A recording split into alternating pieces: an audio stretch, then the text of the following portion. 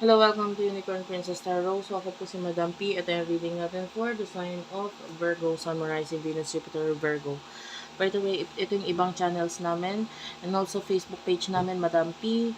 Search mo na lang any channel name like Virgo Philippines, Unicorn Princess Tarot. Pwede mo i-search yan, Madam P TV. TikTok shop, Unipree. Follow us on TikTok, Unicorn Princess Tarot. And please do support my band, guys. Bandang Sibol. Yan yung aming Facebook page tsaka TikTok. Pwede mo ko supportahan dyan. If you want to listen to our music. Ayan, nagsusulat po ako ng mga kanta. Yan yung passion ko. So, hopefully, marinig mo rin yung mga bagay na ginawa namin. So, let's start. What do we have here for the sign of Virgo?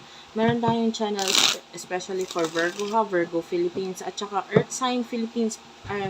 Ayan, pinakikiusap ko, sana po i-follow niya. Bagong channel lang yan. But anyway, please do support the channel, Earth Sign Philippines. Let's start. What do we have here for the sign of Virgo? Samurai, Venus, Jupiter, Virgo. For the sign of Virgo, Ten of Swords, Nine of Cups, okay. The Wheel of Fortune. I feel like there's changes na ginagawa mo ngayon sa sarili mo, some kind of ending. Kasi may mga bagay na parang hindi ka na sure ngayon with the Nine of Wands. It could be you walking away from the situation. Nine of Cups, nakakita naman tayo ng other options sa'yo. And ito pa yung rason kung bakit mas choose or pinipili mo na lang na umalis or tapusin yung sitwasyon na ito or connection with these people, yung iba tao eh. Kasi parang gusto mo ng transformation sa buhay mo. Tapos nare-realize mo, bakit ako mag-i-stay sa ganito? Eh, hindi, wala naman ako napapala. So, with the Nine of Cups, you're looking at other choices. And, sabihin na natin, eto muna yung focus mo sa ngayon. So, sino yung person na kakonect mo pagdating sa love? Virgo, Sun, Rising, Venus, Jupiter, Virgo. Sun, Rising, Venus, Jupiter, Virgo, please.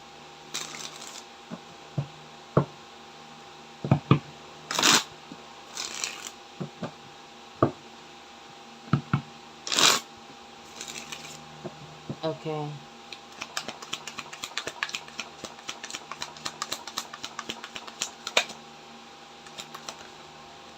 Just gonna use this kasi may i-cover tayo. Well, yun na, medyo nag-update si YouTube ngayon, medyo yung mga inappropriate na na picture is hindi niya ina-allow. Medyo i-cover lang natin konti. Ayan. Bottom, wait lang.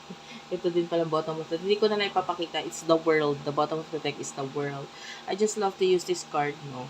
Kaya, kahit hindi pwedeng ibang pictures niya, gusto ko siyang gamitin ngayon. So, anyway, the person that you're dealing with, I can see financial problem dito sa person na to, the lovers, pwedeng may relationship, connection, partnership sa inyo nito person na to, the Nine of Wands, medyo nahihirapan siya ngayon sa sitwasyon niya.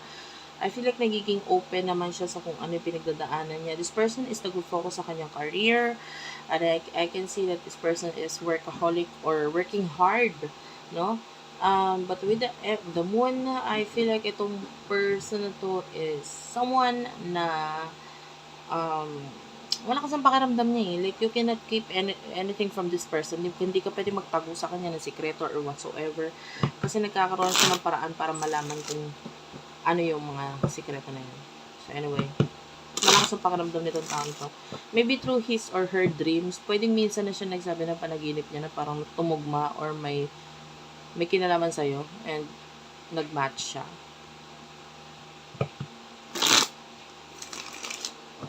Ano yung emotions niyo sa isa't isa? For the sign of Virgo, summarizing Venus, Jupiter, Virgo, emotion ninyo sa isa't isa ng person ito for the sign of Virgo. Virgo, Sun, Rising, Venus, Jupiter, Virgo. You do have here the Nine of Pentacles and the Magician. Okay, the Three of Cups,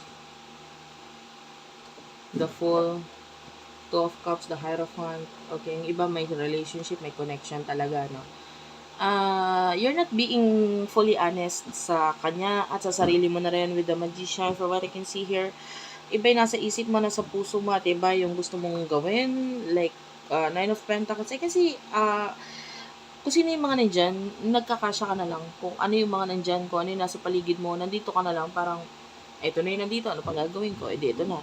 Focus na lang ako dito. So, nandun yung, kaya napipilitan kang mag-focus sa mga bagay na meron ka ngayon, it is because wala kang choice. Parang ganun. And at the same time, tinanggap mo na lang din kung ano yung mga meron sa buhay mo ngayon. The Two of Cups, nakakita tayo dito ng partnership, relationship, wherein,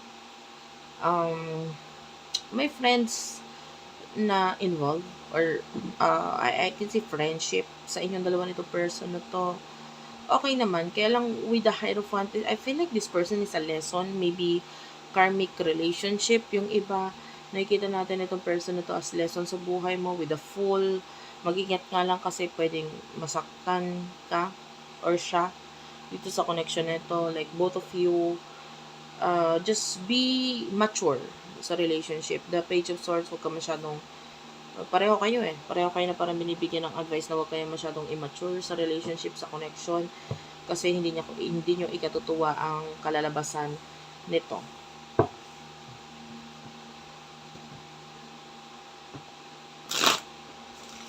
What will happen in the near future for the both of you? In the near future for the both of you. In the near future for the both of you. In the near future para sa inyong dalawa for the sign of Virgo.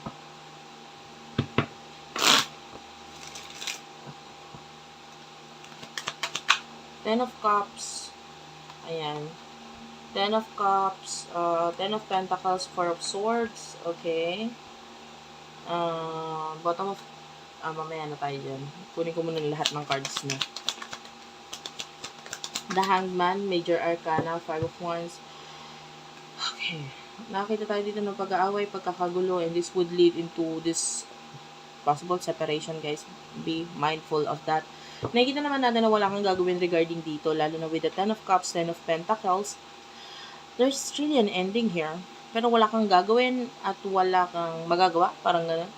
And the Hangman, this person is, alam mo yung parang konting-konti na lang, bibitaw na tong person na to. Lalo na kung minsan na kayo or dati na kayo nag-aaway na tong person na to. So, parang konting-konti na lang tong person na to walk na out of your life. Like, you don't know, bigla-bigla na lang tong person na to eh. Kaya nga, parang okay siya kausap, pero hindi mo alam, deep inside, meron na pala siyang tinatago or meron na pala siya naiisip whatsoever.